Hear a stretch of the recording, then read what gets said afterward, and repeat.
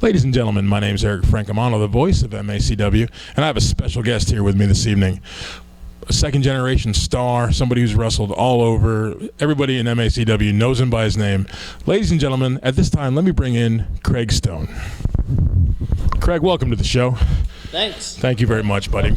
Glad to have you here. I wanted to take a few minutes just to let the fans get to know you a little bit today. You've been in the business for a while now.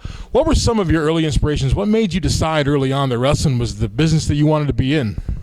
Man, I've always been, I may not look like it now, but growing up, I was always into sports. I loved it, ate it up. I mean, I didn't want to go to school until third grade when I got to start playing football, and then I was like, I gotta get my grades up so I can play football.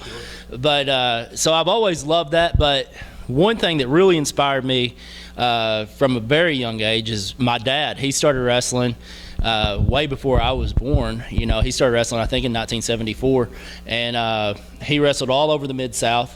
We were farmers. My dad, my grandpa, they had a big farm out in Richwoods, which is in between Walnut Ridge and Pocahontas. So they did that all summer long, but then in the winter, they didn't have a whole lot, you know, to do. Dad, I remember, bought a school bus. They took all the seats out of the back of it and they put a ring in it. They had enough seats at the front for the main guys that was on the regular shows, and they would help put up the ring and everything. They'd travel around from town to town all winter long, and they'd do like 3 shows a week.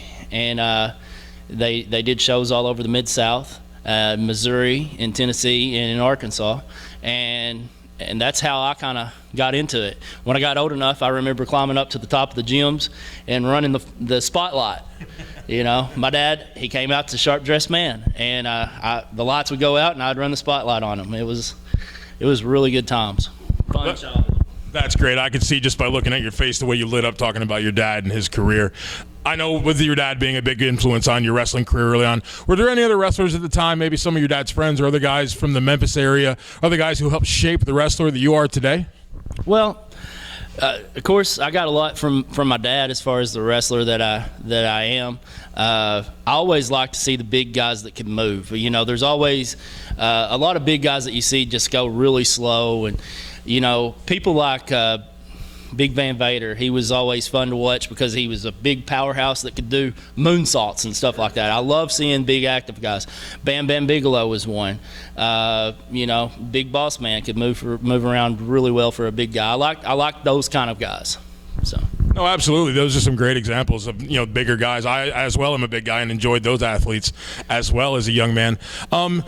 Let some other people know, just not outside of MACW, what other promotions or where else have you been throughout the Mid-South, and you know, maybe some other accolades that you've held? Well, you know, I've wrestled here and there. I remember I had my first match actually in 1996. I was still in high school, and I remember it was a summer, and we was working in Walnut Ridge at the National Guard Armory for a promoter named Aaron Poston. And I don't remember what the promotion was called, but it eventually turned into ASWF. But Aaron got me in there, and I was about 16, and I had a match against a guy named Tiny, and he was a humongous guy. And my football coach saw me, and he's like, after the match, he's like, let's not do that again until after football season, you know. But I've been over around Tennessee, in Mississippi, and just all over Northeast Arkansas. Outstanding. Yeah, I can imagine your high school football coach saying, hey, we're going to have to shut that down. Yeah. We don't need you getting hurt. Speaking of that, of MACW, we're here in MACW. You know, I am the voice of MACW, and this is the owner of MACW, for those who didn't know.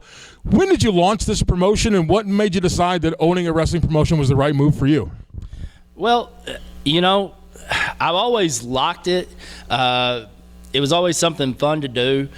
We would do shows occasionally when something come up. My dad, you know, being an old promoter, he had a ring and stuff. And I remember right out of high school, when I was in college, I was actually coaching a girls softball team, and we made it to state. And I was young, and I was the head coach, and we needed to make money to pay for these girls to go play in the state softball tournament. I got that old ring together.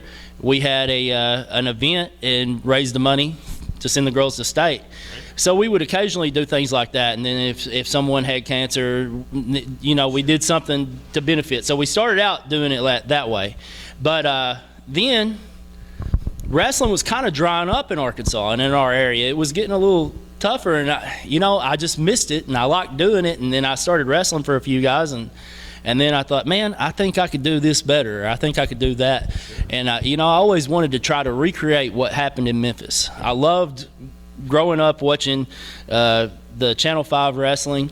I want to try to recreate something. I want to create something good. So eventually I finally got to where I was in a position in my real career that I could afford to try to do something like this. So that's what happened. We had our first event back in 2009 at that same National Guard Armory that I had my first match in.